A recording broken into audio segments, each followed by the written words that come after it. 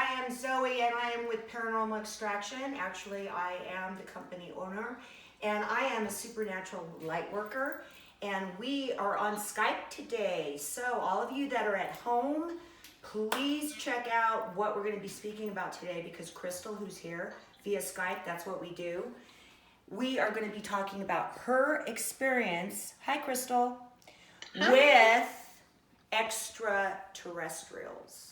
So you've seen Crystal before. We do work together, and we are going to have a ton of guests coming on. So we have one with Tantra Touch. We have a meditation scheduled. We also have a haunting, as well as many more. So remember, if you'd like to tell your story, please email me at paranormalextraction@gmail.com. Here we go. We're going to talk to Crystal. Crystal, tell me about your event, and at the end we'll get where to contact you. But let's talk about. Tell us all about what happened. I mean, you have some amazing stories. So I know it started at age 12. Mm-hmm. And yes. All right. And so. Thank you for having me as a guest again. Yeah, sure. Before I get into it, I just wanted to say that, thank you to Zoe for having me to talk about this today because, as you guys know, those of you who have worked with me before or who have seen the things that we do with Paranormal Extraction, we're the professionals, we're the experts, we're the ones that always come in and help you. But with some of the things that I'm going to be talking about today, at that time I was not a professional and I had no idea what to do, and it's really scary what happened to me.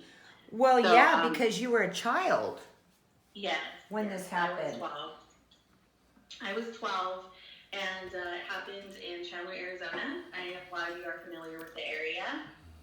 Yes. If you recall, you've been in Arizona for a while. Back in the 90s, and even before that, Arizona, the East Valley, was nothing but dirt and fields and crops. And so I lived in an area, in a very rural area at the time in South Chandler, where it was very nothing but farms and dirt.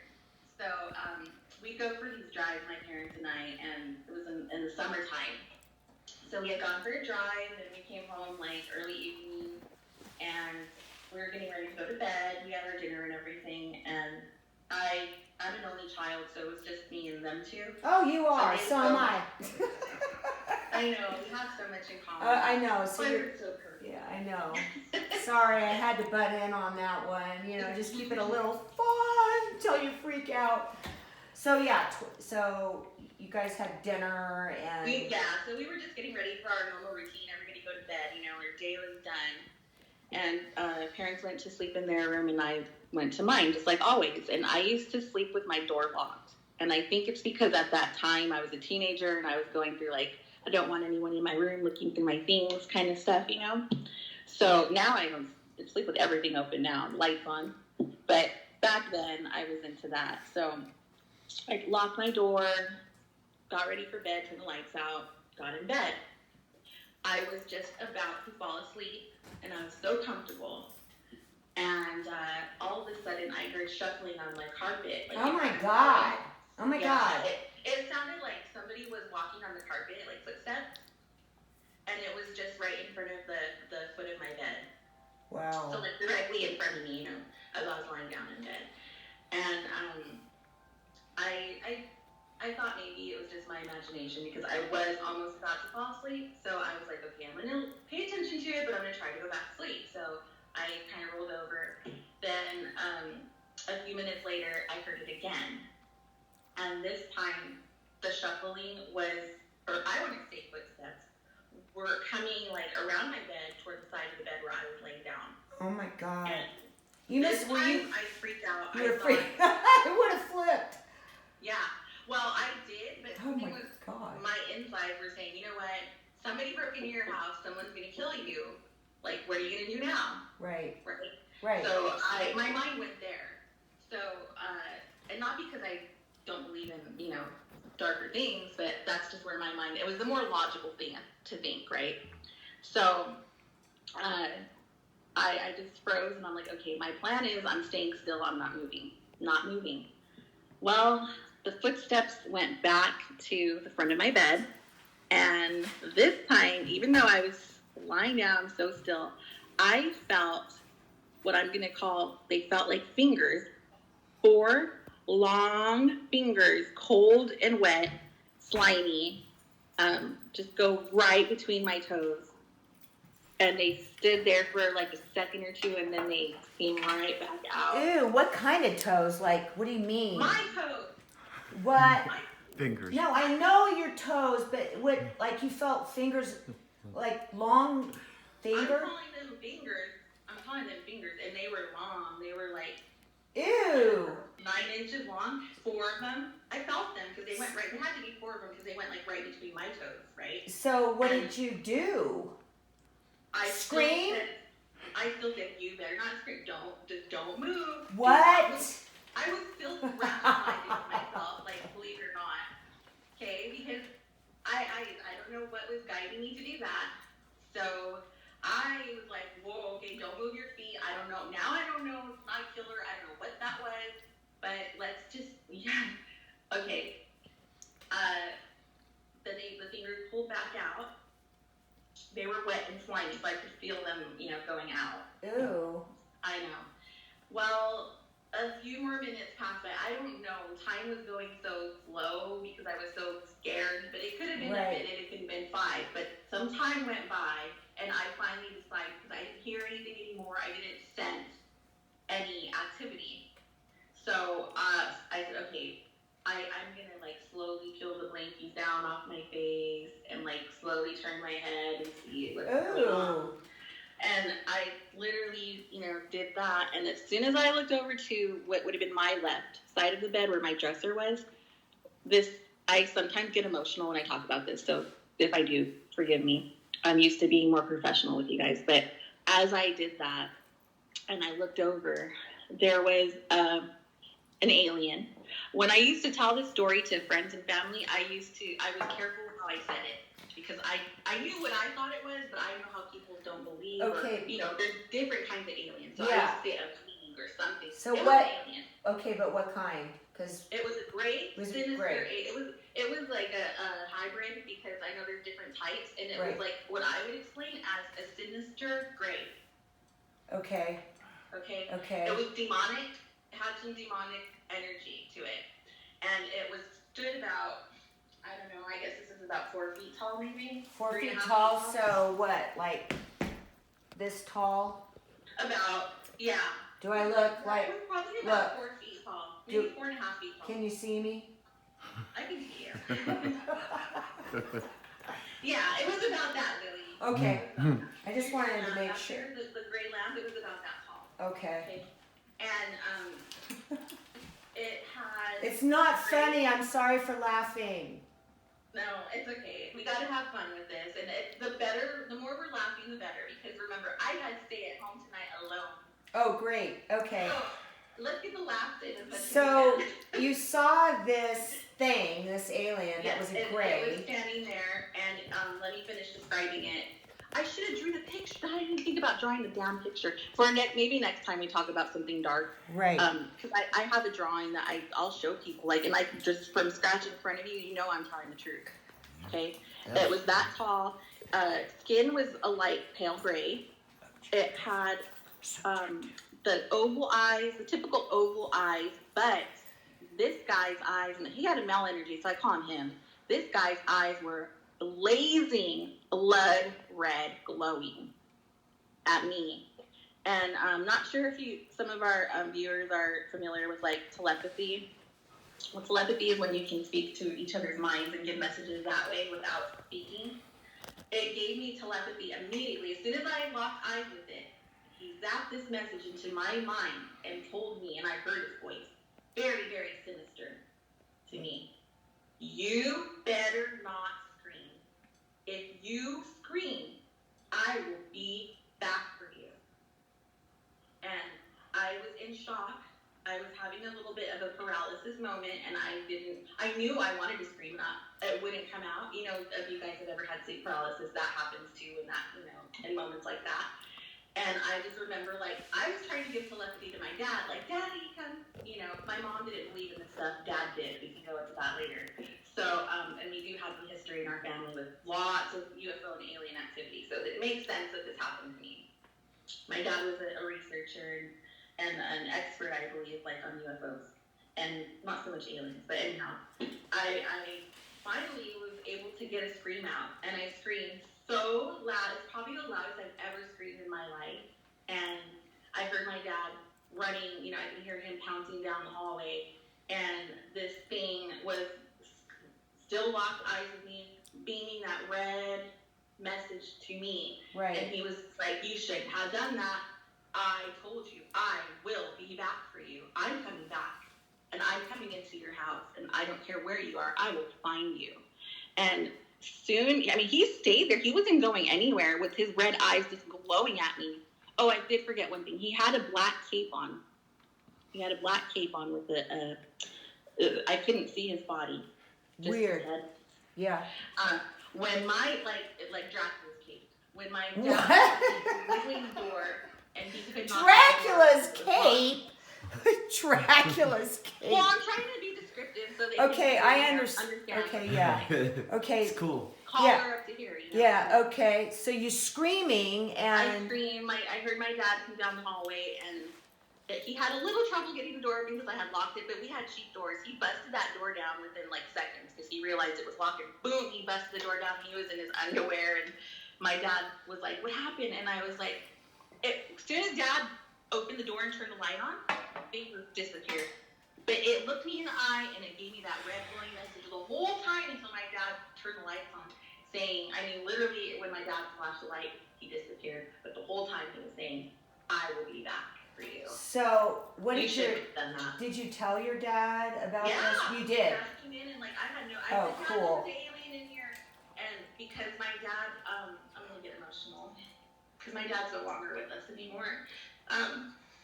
But he had researched this stuff for a long time, so he always believed me. I never had to explain anything to him. Like, he didn't say, "Oh, it's probably a dream," or, you know, "You're just a little girl, you probably had something on your mind." Like, he believed me, and he was so defensive. Like, I think he even grabbed his gun, and he put his shorts on, and he ran outside with no shoes on, and he was looking for that thing. And he grabbed me, he said, "You're sleeping with us, you're not staying in your room anymore." And my mom was like, "What happened?" He's like, "She's sleeping with us." Like, so that whole summer, my parents actually hired a babysitter to come stay at my house. And I was 12, I was almost 13 years old. Back then, we didn't have babysitters, you know. I was almost 13. I had been taking care of myself since I was 10. Whole summer, I had a babysitter. Because... They did as much as they could with the means that they had to take care of me and protect me, like, hardcore. You mean because they were worried that this thing was... My dad was worried. I told him the whole thing, just like I told you. Right. He was said, "If something's going to come back from my daughter, I'm not going to allow that." Right. You know? So over the years, we would talk about that. Now, that's what happened then. Did it come back? Did it come back? Yeah, Yeah, I've had a few, not too many, but I've had a few situations where not sleeping during meditation. Right. Will come to me, or like I'll have an out of body experience as I'm lying in bed, and I'll see, but along with others, he'll come back to me and try to actually grab me. I did work on that with another friend who I have. She does this kind of work, but you know, different modality. And we put a very, very strong protection on me and blocked that. So I haven't had too much trouble with it since then. But I want to share something. The first time my dad came down with brain cancer, he had it twice. The first time I went to Arizona to be with them, he was going to have brain surgery. The night before my dad's brain surgery, he was in the hospital. So Mom and I were back at their house, and we had family over, and you know, everybody was there for us. Huge bed, Mom's on one side, I'm in the middle, and my two best friends two of my best friends were in bed with us. The night before Dad's surgery, I had a dream as I'm laying there with them. The ceiling, and I'm laying in bed, ceiling above us just had this huge hole open up, and this beam of like smoke came through, and it was trying to take me. I don't know. I've never really been able to like relate that to my dad, what he went through or not, but I do feel like it was related to what had happened to me with that alien. When my dad passed away after the second time he had cancer, he left behind notebooks and journals this thick of his research and his findings and tracking recordings that he would do, with aliens and UFOs at the other properties that they lived at in Arizona for 30 years almost they lived there. And I haven't had a chance to look through them. No, I've had a chance. I'm not ready. I'm still Right, because of all of his experiences with extraterrestrials or UFOs.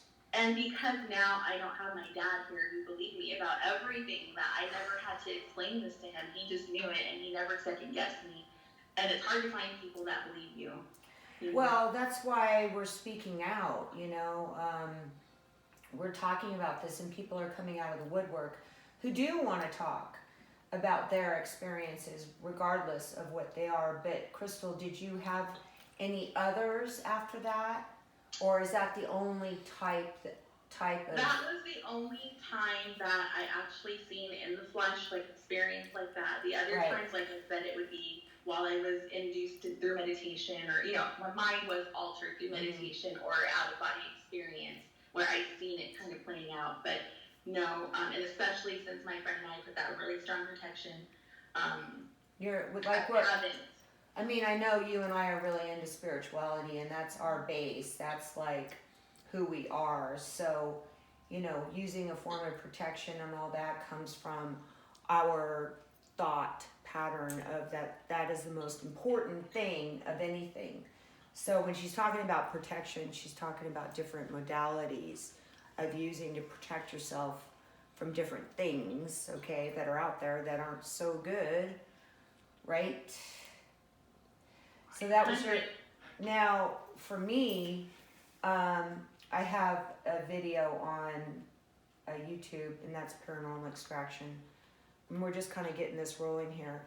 But on alien implant, my alien implant that I had. But so if anyone wants to watch anything about what I talk about, it's alien implant. But I just want to chime in with my gray alien experience, and this has been in my family and kind of come down from my grandfather seeing a UFO all the way down.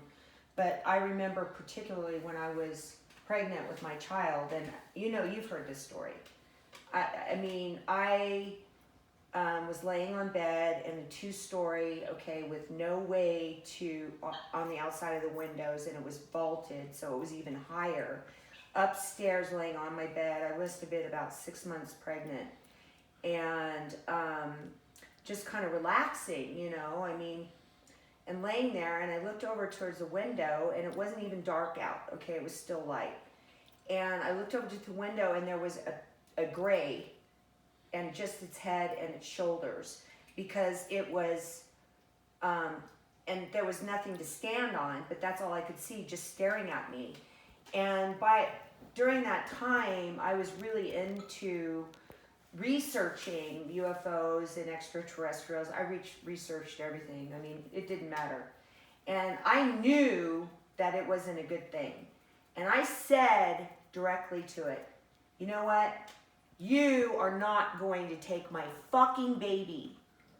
And that's what I said, fucking baby. I'm saying it exactly like I said. I was so adamant and so angry, it just disappeared. It was gone. And I know if I wouldn't have wanted to kick its ass, literally, and fight, that it would not have disappeared. Something would have happened. I don't know. But that's my experience with a gray. Well, tell us a quick story about your grandpa right there on the same ranch out in the north. Oh, yeah. Just a quick one. Well, things happened to me since I was really young, but my grandfather lived on a farm, and he's old school, okay? They didn't have telephones. They walked in the snow to get to school and all that, and he was a cowboy. So my grandpa, being the way he was not somebody who would make up a story, okay? So we raised turkeys, and he was down at, tending to the turkeys. And the turkeys were all gobbling and looking up like Crystal, like up in the air, gobble, gobble. And so he looked up, and about 6 feet above his head was a huge spacecraft. And it was gigantic. he 6 said. feet. Yeah, above his head, maybe 12 or something like that. It wasn't very, 6 feet from probably the top of his head and up, okay? And huge. And he said the moment he looked up, it shot so far away so fast, but he said there was a beautiful iridescent like light coming out of the bottom of it.